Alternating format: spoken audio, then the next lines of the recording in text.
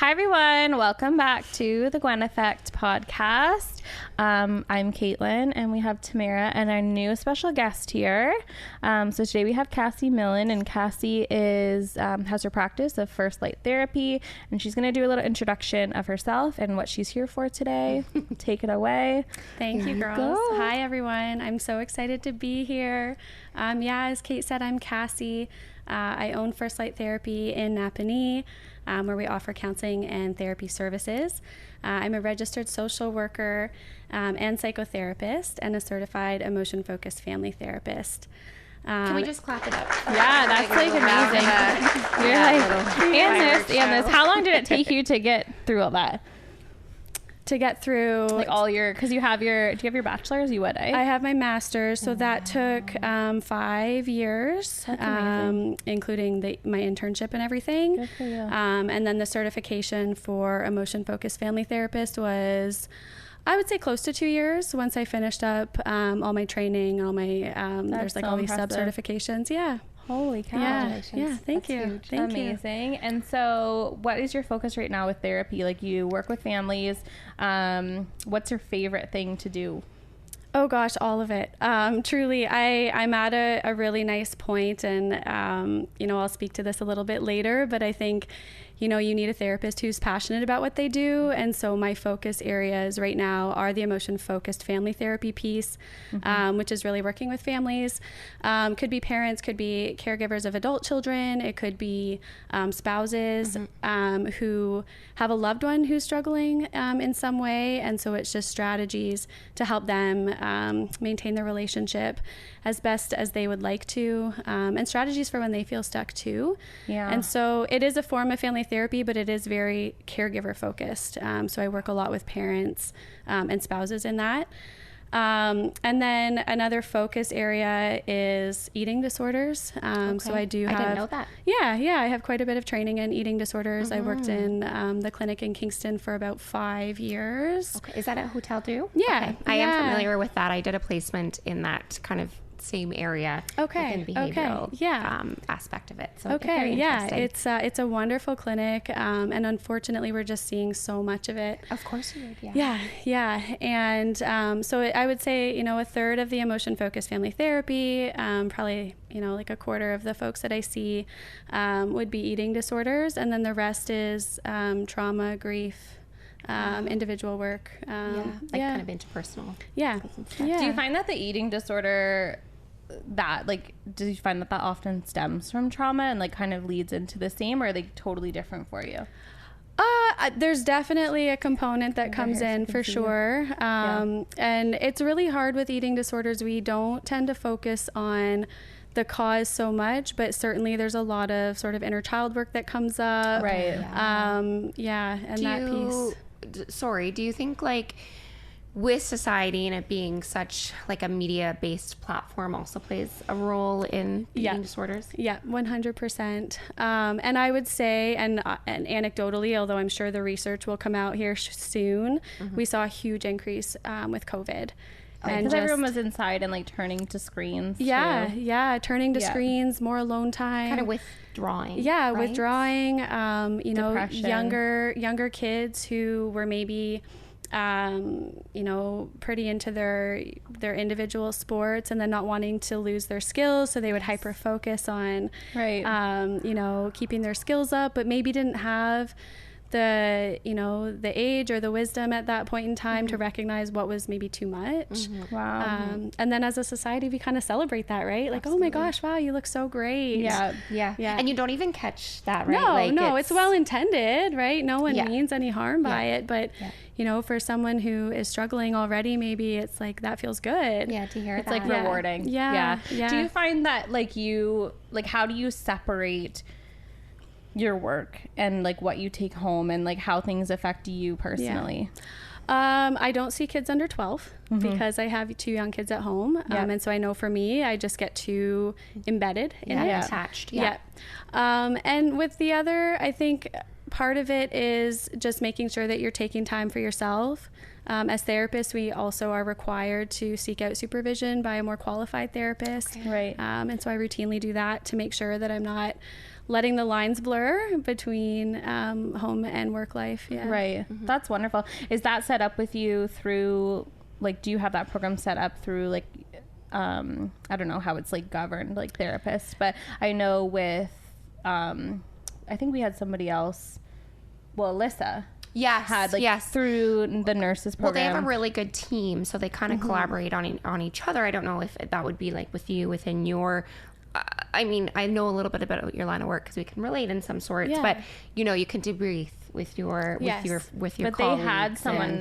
Alyssa said they had someone specifically to go to as well, and kind of check in and when they're kind of checking out. We have a really awesome network of therapists in Napanee. There's about 8 or 9 of us now, maybe even a few more. Wow. And a few of us have interns working with us. So we do try to connect regularly for peer support or peer supervision. But then individual supervision, the onus is kind of on us to make sure that we're doing that. Yeah. So it's not super regulated, but it is a really necessary part. And responsibility. Yeah, absolutely. Yeah. You're caring for others, right? So you kind of need to absolutely care for yourself. Are all of those therapists through private practice? Yes. Okay. So there's lots of resources, like publicly funded resources as well. And then, we have and everyone sort of has their own niche, which is really cool. Great. And we've So developed a really great network. Yeah, working together. That's wonderful. Tamara's hair is like a curtain right now. Sorry, it's like it's big I usually today. can see everyone, but I'm just like, peekaboo. Hello down there. This is humidity. I'm still here. Thanks, Mom.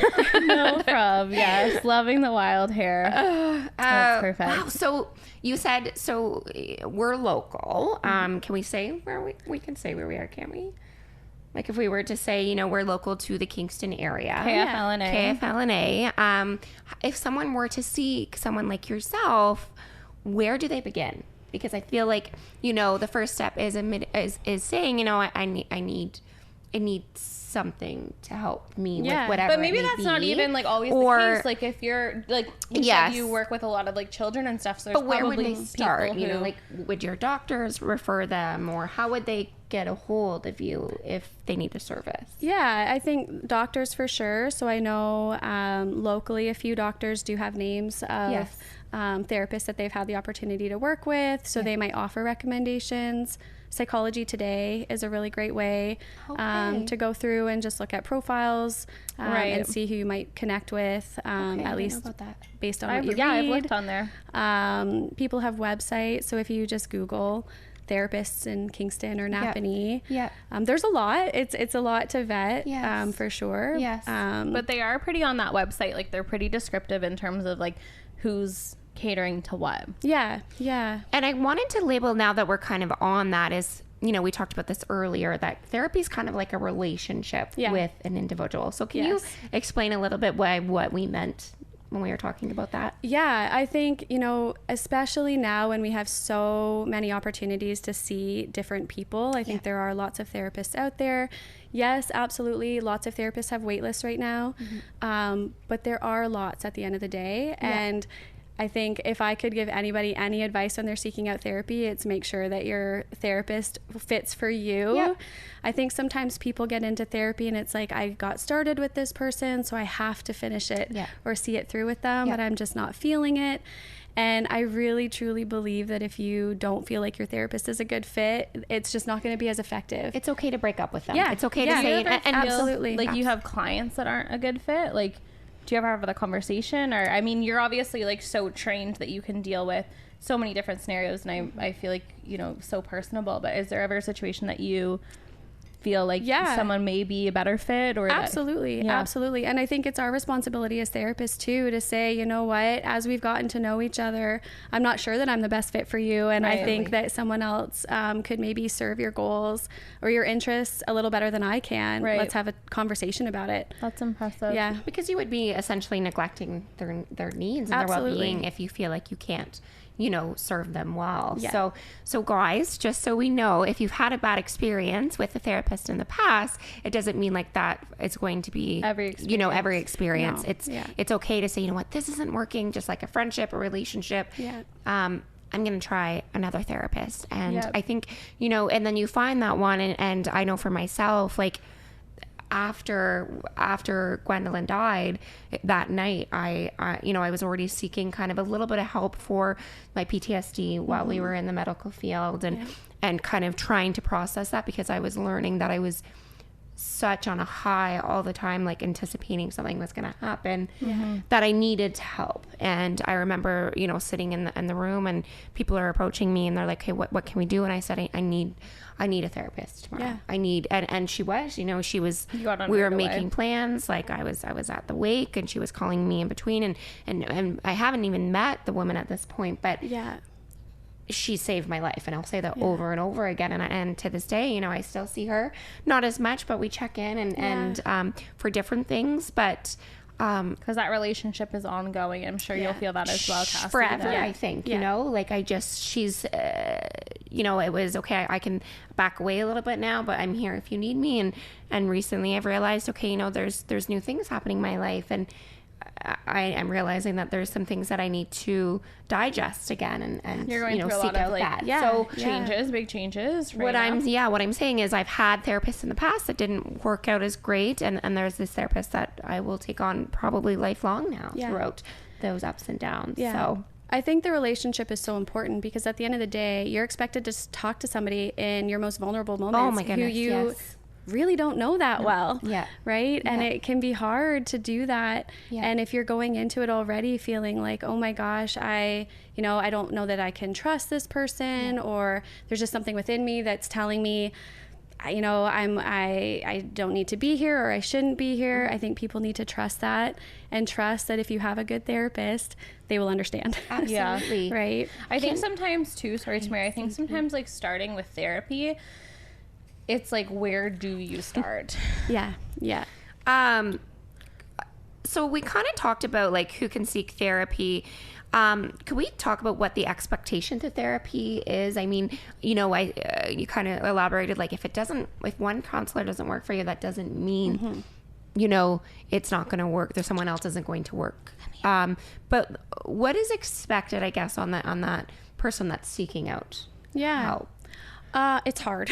It's hard. It's hard. I think sometimes, and I think we're doing a better job in the therapy world of rectifying this, but I think there's this glamorization that comes with therapy, like you're gonna go and have a session and feel great after. And actually most of the time you don't. You have to wipe the day away. A lot, Mary, like you'd have therapy and then you're like, I just need to rest. And you will be tired because it's draining. And I think that is a huge misconception, that you're going to come out of therapy and just feel like $1 million. And often, like, we're drudging up a lot. And you're talking about things that you might not talk to with other people about. And you're really using your brain. Like, you're using those places where you've probably kind of compressed, like diffused or put out for a while, because they are difficult emotions, right? And like Caitlin said, I would have a session and I would just feel completely done. But it's like the saying change is hard, but change is necessary. And it's challenging, but so it's hard. It's hard. And sometimes truly it gets worse or harder before it gets easier. Absolutely. It's really, it's such a cliche adage, but an uphill battle sometimes. Because, for some people you could be opening up stuff that's been locked away in a box for years. And, I'm biased here. I'll own that. I'm an emotion-focused therapist. That's my specialty. And it's not that I don't bring in things like CBT, DBT, all of these other modalities, but historically we've been a very emotionally avoidant culture too. And so when you're sitting in a room talking about fear or shame or grief or sadness with somebody who you don't have a connection with outside of there, right? It can take its toll, especially through COVID even more. And I know your practice is like 2 years now, which is still like relatively new. So I don't know if you had a lot of new patients transition to you at that time, but I feel like that is a really tough time for you, because there's been such a disconnect with relationships on like a personal outside normal day level. So people are even more shut off, even more reserved, and those insecurities or those depressions have been heightened in that time as well. Absolutely. In terms of like expectation, I mean, so you said it's uphill. It's obviously not linear. Like, as a therapist, what do you expect from your patients, and what do you kind of outline in terms of what you can provide for? Like, like there's obviously like never an end goal, is there? Unless somebody comes to you with like a concern or an issue. Do you ever have like an end goal with a patient? Yeah, sometimes. I think it's kind of unique to the person. The biggest expectation I have is that they're ready. Right. I always say to the folks that I get the privilege to work with that at the end of the day, you're seeing me for an hour a week, maybe an hour every 2 weeks. Yep. And what happens outside of therapy is actually more important than what happens inside of therapy. Right. And so I think there really does require this level of readiness to be there.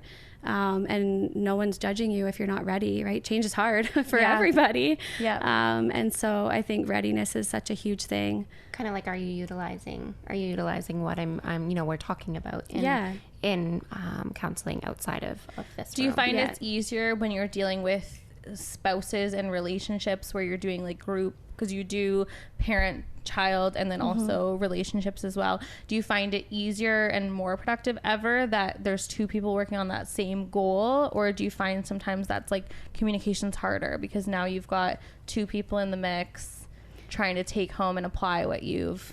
Absolutely, it can be harder for sure, because I think, and that's the job of the therapist, is to make sure everyone realigns to what are we all here for. Right. Because I think when you get, different perspectives in the room, whether it's two parents who have a different perspective on how they're supporting their child, or two couples who have a different perspective on what they're dealing with, or a parent and a child who have two different perspectives on something, everyone at the end of the day comes into it wanting to feel heard. And it's our job, I think, as a therapist to make sure that we provide that safe space for someone to feel heard, but also making it productive to the goals that everyone's there for. Right. Yeah. Yeah, circling back. I wanted to just go back for a second when you said, our generation is lacking the emotional part a little bit. Like, to really feel like, it's to say like, oh, I'm sad or I'm grieving, but to really understand what that truly means. And I know the other day my mom mentioned it, and like, she suffers with anxiety like a lot of us do, but she said, why is it that so many people are suffering from anxiety or from mental health? And would you say it's because it really wasn't talked about in previous years, like long ago? Yeah, I would say, there's lots of research to support suppressed anger, for example, is a huge contributor to things like anxiety and depression, and like control-based things, like features of OCD or eating disorders. And I always want to say to people, like, it's not an individual issue by any means. It's a cultural issue, right? Where emotions just weren't talked about. You think of even popular things that we would have grown up seeing, like, pull up your big girl pants, or, like, stop being a prima donna. Even something so slight. And I always hesitate to say these, so I say it somewhat in jest because I don't want to dampen on anyone's parade, but like, don't worry, be happy. Like, it's just not that simple. It's not that simple. And historically, I think we're doing a better job today. And I think recognizing it and the function that emotions have.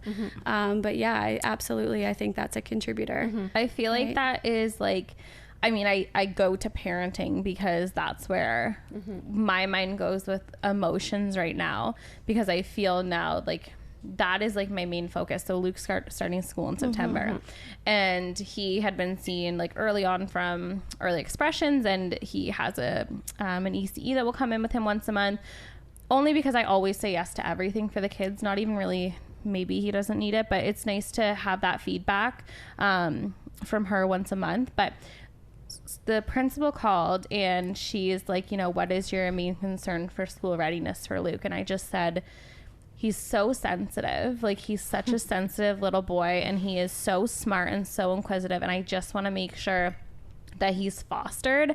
I never want his confidence to be broken ever, and I'm naive as a parent to think that won't happen, but so I'm always checking in now on like their emotions, and I'm constantly like, and I feel like social media side has really amplified that as well, because now I'm like, oh my God, am I damaging them? Like, oh, I raised my voice once, am I causing them trauma? Like, all these things. And so, like, it's such a balance. It so much pressure as a parent now. And I feel like, man, like, what our parents like got away like what our parents like, my did parents were or great, back but like then, yeah, you know, just what was like norm, and like Yeah. I feel like there was so much less pressure then, and I feel like the internet has just like made you so hyper focused and aware that like it's like almost now, but it's almost too dangerous for you to like, because you know what, in my beliefs, like I always thought, okay, Gwendolyn, like, I mean, regulation is at so hard at that young age, right? But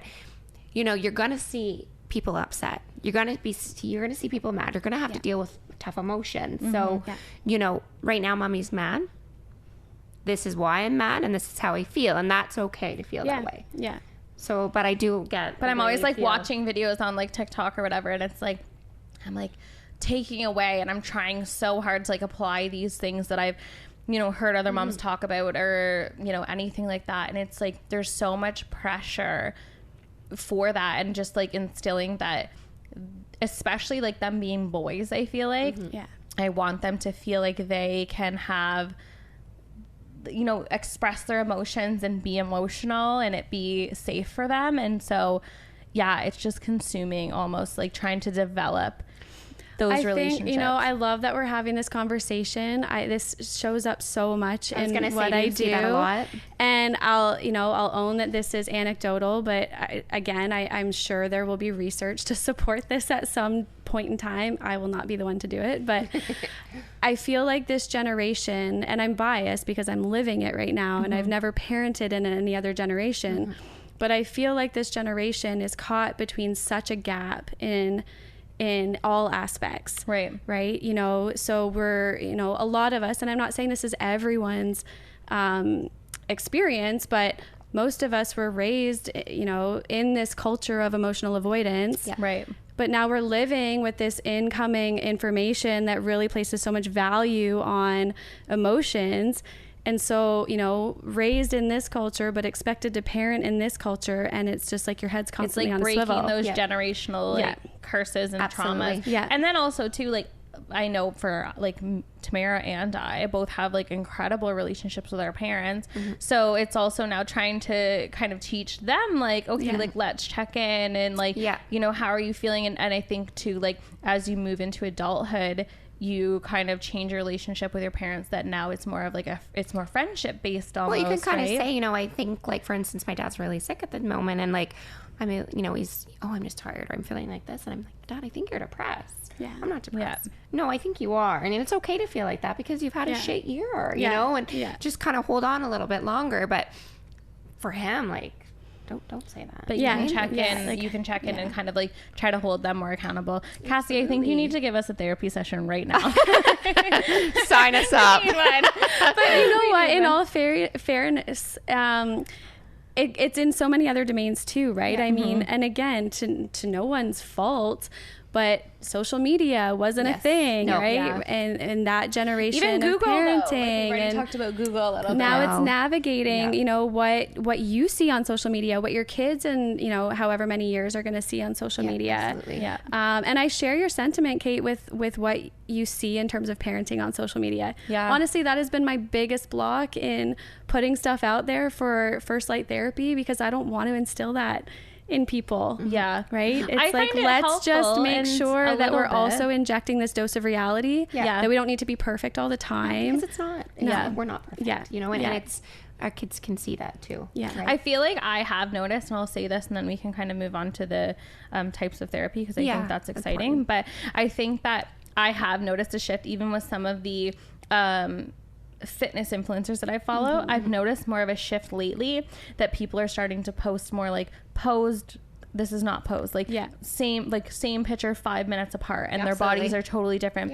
And even like what I'm posting now, I'll post on my personal page like, this is what I posted for Good Home, and it'll be like really nice candles, but then you like turn and there's like mess, you know, Legos everywhere and all that stuff. How reassuring. Not we can't all have like that Pinterest reality. So I think that's super important to be more transparent. I do feel like I'm noticing, which I spend so much time on social media, I feel like I am noticing a shift now that people are showing up a little bit more in like a real way. Not everybody, but I have noticed it.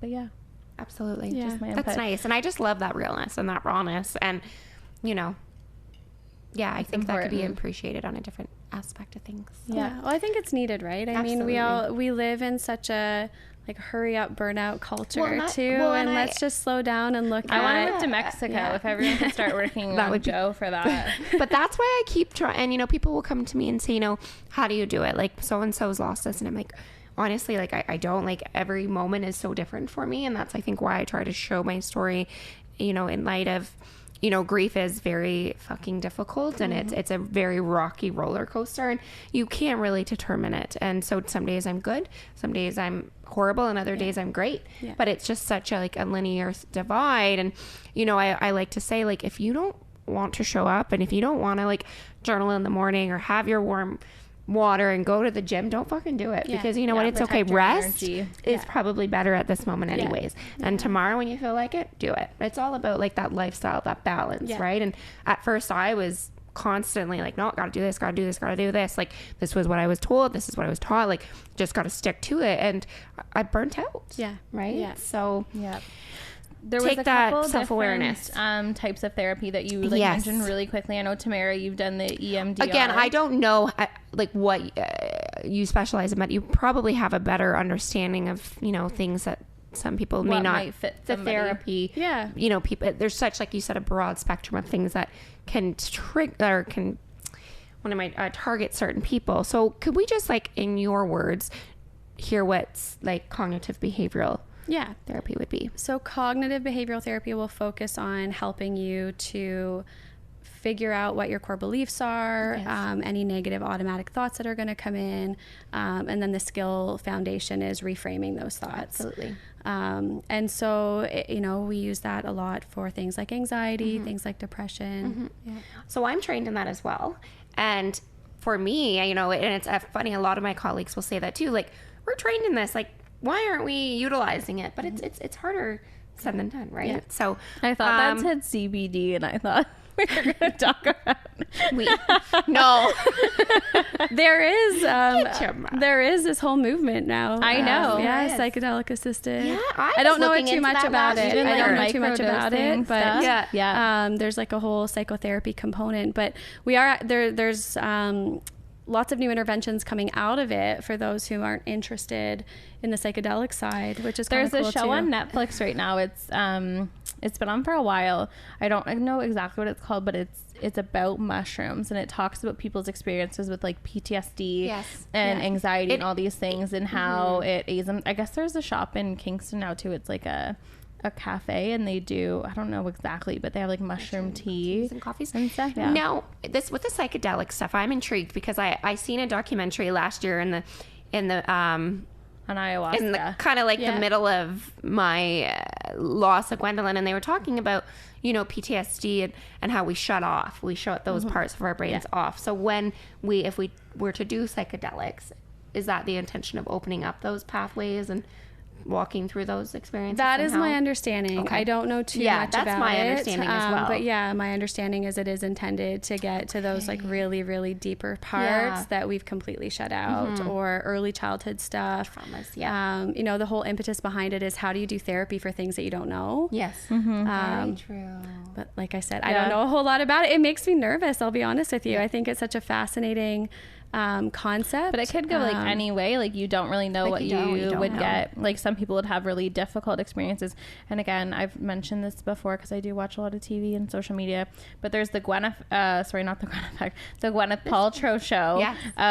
It's Goop Lab, and they have an episode where they go and do microdosing of shrooms, and they're in Costa Rica. And then there's the Zac Efron one where they do ayahuasca, and it's like they like film this experience, and it's like, it's just interesting to watch. And I would never do it because I'm just too like, if you're going into it nervously, then it would probably have I would not like that feeling. But there's lots of different things that I wasn't even aware of until like I'd heard of ayahuasca, I'd heard of psilocybin, but they're like ketamine is one that they're trialing, MDMA. Like it's like a whole new field. EMDR. EMDR, yep. So eye movement, desensitization, and reprocessing uses like bilateral movement of the eyes to try and tap into, again, deeper emotional stuff. And so there's lots of prep work for that. And then, you know, it's a structured sort of sessional thing, and then debriefing after. Yeah, I did that. And I found it very beneficial. I did do the blinking of the eyes. I just blinked really fast there. It's going to be a good laugh for later to see. But I had pulsars as well. Yeah. And I would focus on that. But he was quite literally over, you know, a few weeks of sessions able to bring me from a 10 to like a 3, I think. You know, he said, what you've experienced, you'll never really come to a 0.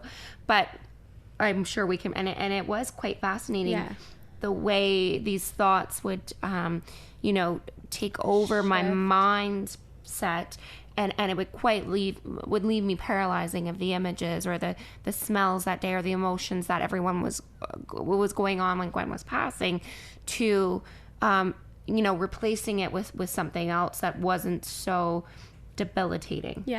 EMDR is highly effective. Quite amazing. Have you ever done any other sorts of therapy? Like, have you ever done for trauma?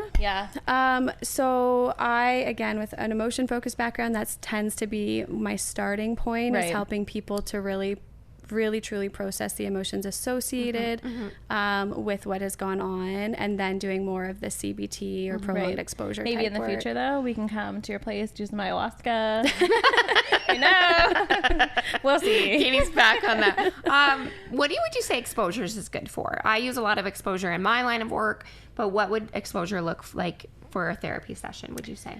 It varies depending on what we're working on. And so with grief, for example, it might be the exposure to photos, memories. You know, even sometimes in a session we'll sit with a memory and then do the processing work through the emotion focus piece. Eating disorders, we use a lot of exposure therapy, so that's a little different. It's a little more gradual. Any sort of fears, phobias. I'm just thinking, you know, and it's exposure now. My therapist actually used it with me with the hospital. And I said, you know, I'm never fucking walking foot in that hospital again. Like, I will make sure of it. And she goes, not realistic. And I was like, I know, but I'm not. And then the following week, my dad was admitted. And I was like, I'm here. She's like, you did it, like right off the hop. But gradually she was saying that she's worked with individuals who have lost a loved one, and it's been 20 years since they walked foot into somewhere like that. So it's very important. I mean, for me to and to heal for a lot of people is you have to kind of expose yourself to what was the trauma, right? Which is hard. Very much so. Absolutely. Well, I mean, you relive it, right? Our brain isn't in the business of actually telling us what is a real threat and what's not a real threat. Yes, very true. And so our brain is going to have all this stimuli that's going to tell us this is bad, like, and it's going to go anxious, bad. But you don't know what you're anxious about, or what's real and not real. And so your brain's going to act on that, as opposed to telling you, like, we have to work to understand that it's not the same situation, or that we actually are safe in this moment, or that, you know, it's not going to be all bad. That's what I'm fighting with right now, is fight or flight. You know, I'm scared. I want control over everything. I want control. I want to know what's going to happen tonight, tomorrow afternoon. And if I don't know the outcome, then I feel like I have to flight. Or I have to fight to figure it out. And you have a lot of nightmares too. I have a lot of nightmares, and that's hard, but I find that's where I am in my journey of healing is, you know, I have such a good thing right now, but I'm like, when is the ball going to drop? You know? Do you find a lot of that with trauma or grief? And I think, you know, I've always struggled with, you know, any sort of training in grief, that, you know, there's this timeline, you know, the first 0 to 3 months is the easiest, and the, you know, the next 3 to 6 is really hard. Just said this. I think the timeline is bullshit. The 5 stages. I'm being honest, it's like you can feel all of these things in 5 minutes. And you just said it earlier, you know, like you go through your days that are really tough, and then your days where you feel like, okay, I'm okay today. And then, you know, your days where you just want to curl up on the couch. I'm just going to check out. And, you know, I have those days still. Like, I think today was one of those days where I was like, I'm just going to check out. Like, I just don't feel like doing things. And Katie's really good. She always checks in, like, how are you doing? And then I think about it and I'm like, I'm not doing very good, or I'm actually good. But there's times where, like, and my therapist would always say, you don't have to do anything you don't want to do, and she really helped me find my self-awareness, because some days I just don't feel like doing shit. Yeah. And guess what? I don't need to explain myself. Yeah, exactly. Wow. Yeah. Very true. You were just at my house. Like, Tamara just came over like 2 days ago and was saying that she feels like, in terms of losing Gwen, this year's been harder than last, because last year it was just like shock. Your body's in shock. You're like processing all these things. You're going through the first of everything, and it's really traumatic. It's really difficult. But now you're actually like feeling like the shit's real. Like, I'm living a nightmare. Quite literally. Like, shock protected me. Okay. And then there was, like Katie said, the first, and you're still kind of, your mind is protecting yourself, but now I'm in deep sorrow. Yeah. And now I miss her. Yes. And it's not, I feel like this is a counseling session, but I miss her. Good. Yeah. And now it's like, you have to live with that, or we have to live with that. And Katie called me the other day and, celebrating, just having a bit of a time, and she broke down and I broke down, and it's just hit us, because at first it's like, okay, we're going to wake up from this, and it's not real. But it is very real. And I think a lot of the traumas people try to hinder for so long until they can't anymore. And then you kind of dive and it into does that come out deep of sorrow. nowhere. Like, I had literally just messaged the group and did Owen's birthday post, and I was like, oh, I'm so excited, like, Owen's birthday party. And then I got in the car to go pick them up, and I just started bawling and just crying, because I'm like, we had our pregnancies Gwen together. Gwen should be here. This should be, like, she should be here. And that it just came out of nowhere, though. And I find that, like, I'll be okay, and then I can talk about it and be, like, held together, and then it's so quick. And I feel like that's probably like what you experience a lot of, like, people maybe having these, like, breakthroughs almost in your presence. I'm sure that happens to you a lot. I think grief doesn't go away. No. And I think sometimes that is consciously or subconsciously like the goal is, I just want this to go away. And I'm not even sure that it ever gets easier. No. It just gets different. Life evolves around grief. And I always say that, and it's okay to have joyful moments, and it's okay to celebrate, and it's okay to look forward to things, because, your loved one may not be here. But I remember my brother-in-law and sister-in-law saying that, or my brother and sister-in-law saying this to me a day after. And she said, sometimes there's not a reason for everything. Yeah. There's not a reason for this. This should have never happened. But grief is just all the love in the world and nowhere for it to go. There are places for it to go, but it's that love came first kind of thing, right? Yeah. But I mean, as I grew up, and like we all grew up thinking that there's 5 stages to grief. And once that stage is completed, you're going to move on and you're going to be magically healed. Okay, that's done. And that study wasn't even done on people going through grief. No. It was done on people that were in palliative care dying. Yeah. Yeah. So, and it's, the stages are things, as I'm sure you've experienced. You feel them multiple times a day, and sometimes they're less intense than others. So it's like, okay, the anger wasn't so bad today, or so big, I should say. I actually totally contradicted myself there, because anger is not bad, by the way. But the anger wasn't so big today. Or, the denial of like, this is a fucking nightmare. It wasn't as strong today, but you experience it almost every day, if not multiple times a day. Yeah, you do. You're right. It shifts. Yeah. Some days I can watch videos, other days I can't. Some days I can, think of a memories, other days I can't. Yeah.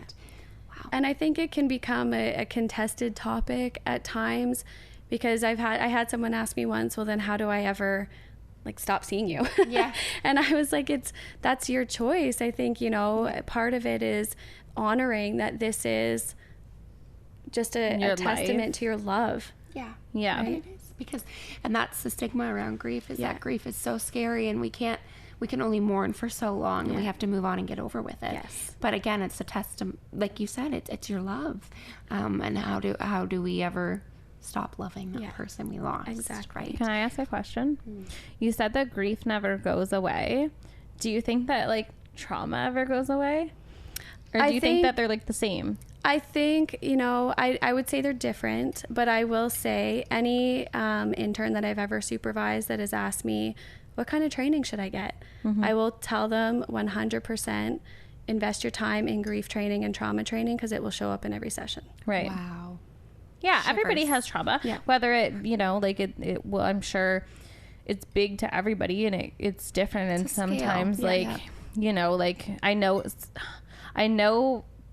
in the relationships that we have, sometimes there's a lot of comparison in terms of like, well, I haven't been through what you have been through, so it's not as big, or it shouldn't be weighing on me as heavy, or even like, I just had a conversation with a friend today that she's like, I'm not happy with where my life is. I compare it to like, you know, other people. And I said, well, like in the same turn, like there's other people that are feeling that way about what you have going on. Right. Yeah, so it's so hard, like comparison. And I feel like that does kind of translate back to what we had talked about too, especially with the social media amplifying everything, because you only see the positive, but you never see the disclaimers or the afterwards. So. I think that lends itself to people stunting their own grief sometimes, right? They won't share it because, you know, it wasn't so bad, or at least it wasn't this. Yeah. And I think that's a really dangerous line to walk sometimes, because it is, at the end of the day, you're suppressing that emotion, but it's going to show up some other way. Right. Yeah, whether good or bad, right? So how can we show this? What would you say for somebody, because like we talked a little bit about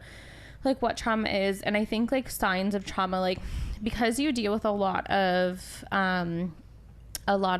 relationships, especially like parent to child, maybe even like siblings or spouses, but what if, like you said that people need to be ready for their therapy, what if somebody is not ready, or not wanting to seek that, or not wanting to be on medication, and a member of a family or a spouse or a parent has a concern about a person? Like, what do you suggest for them? Like, what can somebody do if somebody in their life doesn't want to seek help? Does that make sense? Yeah, absolutely. And it comes up often, right? Sometimes we have goals for people. I mean, I've probably done it for my own kids, where we have goals for them and they don't have the same goals. And it happens in therapy too, right? Where I'm like, yeah, we could go this direction and this direction. And someone will be like, that's not what I want. Like, I don't want to touch that. This is what I want to focus on. Right. But for parents or loved ones who have concerns, that's where I would say find an EFFT therapist who could support you with the tools to either maybe validate that their loved one's hesitancy to participate in therapy or seek help in some way, but also work through their own things that are going to come up in that process. So I think there are opportunities for people to do some of that work, and it still lends itself to relationship repair if it's needed, or maintaining a relationship, and it can still be done on an individual level. Right, because a lot of the tools that, like, essentially you're giving people tools to carry with them. So when that person said, oh, I'm going to be with you forever, like, I guess you do kind of have an end goal, because you're giving people tools to cope with what they're dealing with, past, present, and future.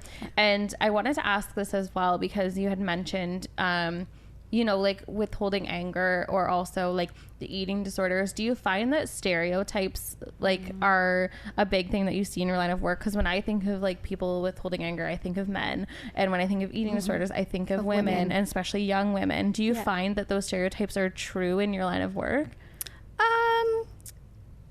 Eating disorders, yes. I would say definitely I see far more young women than I do men. Right. And even in the clinic, when I worked in the clinic, that was certainly the case. In terms of anger with men, I would say initially maybe, and going back to, again, just how we've been conditioned as a culture, right? Like, you know, don't be a sissy. Like these types of things that are, you know, have historically been said to, and not to get, you know, too genderized here, but often little boys, it was like normalized if you were maybe a little bit more angry versus sad, and little girls, it was like, don't show your anger, right? Again, culturally, I'm not saying this is everyone's experience. Yes, of course. But yeah, I would say a little bit. You see a little bit of that. And that goes back to like stemming, like your fears as a modern parent. Yeah, absolutely. But you asked something else that was really important. You asked about, you know, do you ever really get over trauma or move through it? I think that the goal is always, let's take it from this really intense grief or this trauma to a painful experience, right? Because I think most of us can reconcile a little differently with a painful experience. Absolutely. Okay. Wow, I love that. Yeah. And that's kind of like when my therapist brought me from a 10 to a 3. Yeah. Yeah. You know. Right. It's like, it's not gone. Yeah. It's never going to go. But the painful experience sits a little different than this debilitating trauma. Oh, absolutely. Yeah. Do you ever share personal experiences? Do I? Yeah, with your clients? In therapy? Sometimes. Yeah, sometimes. Interesting. Yeah, I think that's more of like how you feel with the client too, right? Definitely in the EFFT world. And it goes back to my fears that I said earlier about, you know, not putting stuff out there on social media for my business at this point. I'm working on it, but because I want parents to know that when I'm talking about these like things that you could say or to your loved one, it's really easy for me because I do this for a living. Yeah. And I don't have any attachment to your child or your partner in the way that you do. And when I do this with my own kids, if they have really intense emotions or, you know, they're struggling in some way, I'm also fumbling through it. Right. And it's actually really personal for people to be watching when someone's giving this advice. Yeah. And it feels almost like, it feels a little so personal, whether it's like a positive or a negative. Yeah. I definitely feel that way.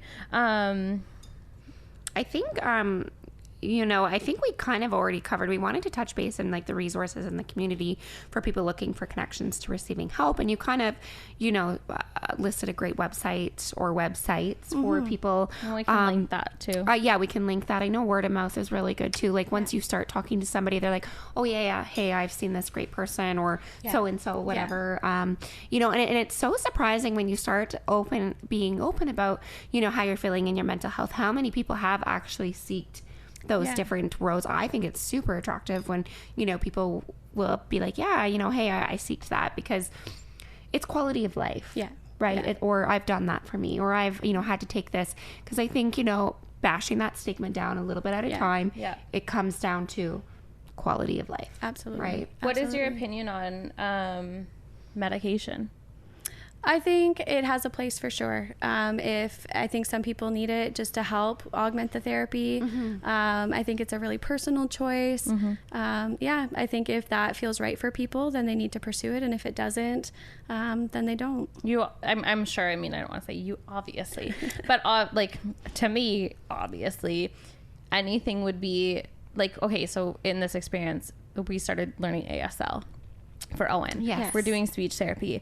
And at first I thought that we shouldn't be doing that because we need to be focusing on verbal first. But then I spoke with somebody and they said the more language we're exposing him to, the better. So I assume that would be the same in therapy in terms of like, if you're on medication, you're going to maybe, you know, be more successful if you're on medication and you're still seeking therapy and you're doing, you know, working out or doing things that are positive for your body and mind and eating healthy. Like the more you can do for yourself is better. Is that true, do you think? I think it's hard to say because I'm not a pharmacist or a doctor. Right. Disclaimer. Really, doctors don't know a whole lot either, though. But I will say, I think, you know, there are people who worry about the stigma of medication and that holds them back despite wanting to, perhaps. Yeah, it took me a really long time to want to be on medication. And I had this conversation the other day. I was so opposed to it. I didn't want to take it. She didn't even want to take Tylenol, I know, for a very long time. Because I would choke on the pills and I would get really scared to take pills and I would like trip myself out. And still now every time I take a pill, I go and I bang myself on the chest every friggin' night. But now when I don't take it, I just don't feel myself. And I'm also like feeling withdrawal when I don't take them. But I think there was like a lot of worry, and I've heard from other people who don't want to take medication that they're worried about like their mind being altered or they're worried that they're not going to be themselves. But I feel exactly the same. And you still feel those emotions. Like I want to be very clear. Like you still feel them, but you're not, you can kind of cope a little bit better I know with my experience anyways. And for me, for example, like I went on a very heavy medication for, you know, my nightmares and stuff when Gwendolyn died, because I wasn't sleeping and I needed my sleep because I was in a very horrible state of mind. And then I said, you know, things are going pretty good, so I'm gonna get off this medication, and it was great. It was fun, and you were doing that in combination with therapy. And again, looking out for myself and what I needed. But then the nightmares started to come back, and it was like I gotta go back on this medication. But I would rather do that than not take sleep, because I'm a miserable bitch if I don't have it. And I know. I feel like sleep, honestly, is like, sleep solves everything. Oh, I love sleep. I love there's so much information out there about regulating your nervous system, but truly, like eating regularly, good sleep, sunlight, all of these things that hopefully people have somewhat decent access to, also help the therapy process. And they're so important. And medication, I think, you know, I'm always a big believer that you know your body best. And so you're going to know what works for you. And your example that you gave, Tamara, is such a beautiful depiction of that, right? Like you recognized, okay, things are okay. Maybe I don't need it. And it was okay for a while. And then you recognized you needed it. Yeah. It's so even like changing therapists. It's like finding what works best for you, for your body. Yeah. I just wanted to like bounce back really quick to this as well, because I wanted your input on it. Because I know, I have two questions. I drank this really fast, and now I'm like, my first question is, because there's so much on social media, so much online, we've talked about it on another podcast episode. I can't even tell them apart anymore.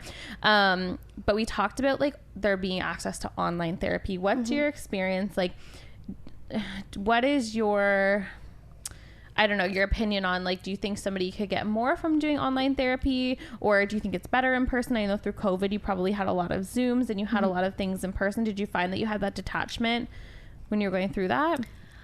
My personal preference absolutely is in person, if we can make it work. However, I think it is really cool that we can connect a little farther and wider, right? With certain specialties. And so, for example, with eating disorders, there's not a ton of eating disorder clinicians around. And so, you know, I'm fortunate enough to work with people outside of this geographical area. Congratulations. For that piece, right? And so I think there's definitely benefits to it. My personal preference, if I can make it work in person, is that I think it does lend itself, for me personally, a little bit easier to connect, pick up on things that you may not be able to pick up on. Body language. And then, you know, and I know for a lot of people too, where they prefer it from home because they're comfortable in their home. Right. Or maybe they don't want to leave their house. Well, I was like that for a little bit. But yeah, it depends. I guess it all depends on the situation. Absolutely. And there's certain things that I wouldn't do virtually. Yes, absolutely. Right? There's certain things that I wouldn't, like I said, I don't see kids under 12, but when I used to, I found it really hard to do virtual with young kids under 12 and that type of thing. So I think it's certainly not off the table. But yeah, if I can meet with someone in person, I would rather. Depends on the situation. Yeah. The other thing that I wanted to ask, and then I'm like, tell me more. But I want to make the most of it because I have so many questions, and I think it's really impressive and exciting that we have you here, first of all. So thank you for making the time. Absolutely. If somebody doesn't right now, because I know you talked about wait lists being really long, and I know sometimes like, even in terms of like referrals, you know, sometimes it is a cost thing. And so is there anything that if someone's not able to access therapy, but they are going through a really difficult time in their life, whether it being, you know, trauma or grief, is there any sort of advice that you could give just someone in general that could help their well-being? Or do you know what I mean by that? Just something generalized that would support somebody going through a difficult time? That's a complicated one, but general things would be, you know, there's this handout that I'll give to people around the everyday tasks of healing. And there's so much physical stuff that people can have access to every day. Like I said before, trying to get proper sleep, which I know is a bit of a catch-22 if you're having nightmares or flashbacks. Eating regularly, getting sunlight. Even water intake too, water intake, moving your body if you're able to. But then, you know, the other piece I would say is like for people to let themselves feel things and as authentically as possible, even if it's just for 5 minutes. You heard me say earlier, with emotions, if we suppress them, they just show up in another way. Honestly, I feel so good after like a huge cry. If I really just fucking let it out, and I'm like, I feel I'm gonna cry and I'm gonna bawl and I'm gonna like listen to the saddest songs I could think of, because I get angry when I can't cry for a moment and I just need to. I can't cry. And then it feels so good. But even you've mentioned before, like, I needed that. Like, I just needed that withdrawal of emotions, and now I can regroup. Need events. Again, like, just feel it. Just feel it. Like, really feel those emotions. You know, I hated science in high school. Like, hated it. It was terrible at it. And neuroscience has come so much into my career, which is really cool. I never thought I would talk about the brain or anything in the ways that I do in therapy, but tears actually have healing properties. There's stress hormones that are released with tears, and I couldn't tell you what they are right now, but which is really cool, and that's what influences it's that such a feel beautiful good emotion, because it's the only emotion we can feel when we're happy or sad or angry is these tears. So that is such a cool thing to me. How do you, let's just say hypothetically that someone can't cry. Caitlin. Like, you can cry. I really rarely cry. I do, I mean, going back on the stereotype question, I really resort to anger. You've seen me in therapy. So or humor. You know that. Or humor. She resorts to humor as well. Humor for sure. Do you find that people who have been through a lot of trauma are funnier, yes or no? Oh, God. Sometimes. Okay. Okay. It's like a cover-up. Yeah. But so, like, how does someone in a really quick summary learn to, like, feel those emotions? Do you know what I mean? Like, is there sometimes people who are just, this is how they deal with it, and is it just a trauma response, or is it just because they haven't been able to, like, break through something? Does that make sense? I probably a bit of both, right? I think the trauma response probably influences that difficulty letting yourself be vulnerable. Right. I'm very resilient, and I have a hard time being vulnerable. Yeah. That's what I'm working on too. Yeah. There you go, guys. You have enough. And emotions. It is hard though, right? I mean, again, think of, like, if someone asks you, you know, if you're at the grocery checkout, I do it all the time, and someone's like, you know, do you want another bag? Yeah, I'm good, thanks. How are you? Right? It's like this automatic response. Like, they didn't even ask that, but it's just, we're so conditioned to say, like, yeah, I'm good. Thanks. How are you? But really, I'm not. Yeah. That's true. Wow. Honestly, and so I think there's that like authenticity it's the opposite piece. for me. I'll be like at the grocery store, and they'll be like, how are you? And I'm like, well, this is how my day is going. So you signed up, you asked the question. So let's write her down. How long do you have? Yeah. But I think it was just the resources, like, the other thing that I wanted to ask you, because as we were talking, I'm like, and I asked you about, like, how you take your personal, like, how you separate that personal, but do you have people in your life, like, you don't see kids under 12, obviously I know that you also don't see, like, overlap in families or overlap in relationships. How do you, like, do your friends turn to you all the time for advice? Like, do you give advice as a friend? No. Do you send them away? Or are they... No, I don't. But, I mean, you know my best friend, Amelie. We joke about this. Yeah, we joke about this all the time. I'm like, she's my therapist. Right. No, I would say, I mean, we bounce. It's very organic. I don't feel like, I mean, I can't speak for how they feel about me. Right. But I feel like we just talk like we are here. It's the friendship. It's separate. Today sucked, and I'm gonna send you some, you know, picture that sums up my shit day, or we love TikTok too. Yes. Like we'll do different. I just send like, funny ones. I send like cute ones though. Like, sometimes I send funny ones, and Tamara responds and says, "I don't get it." Because I truthfully don't get it. Yeah, and then I have to explain, and then it's not funny anymore. But that's okay. That's us in a summary right now. But good. Is there anything that you want to add? Like, is there anything we didn't touch on? No, gosh, you guys asked really great questions. I could talk about this stuff all night, truly. We could too. I said to Mary, we may have to do like a part two. Okay, sign me up. Because I feel like there's so many different. I had a couple comments say, you know, I don't need to go to therapy. I just watch the Gwen Effect. Yeah. Well, this Really? week is right on. You are right on there. But you know, your post the other day about the journaling, and then also prefacing that with, Wellness like, you know, this Wednesday. isn't for everyone, but this is what works for me.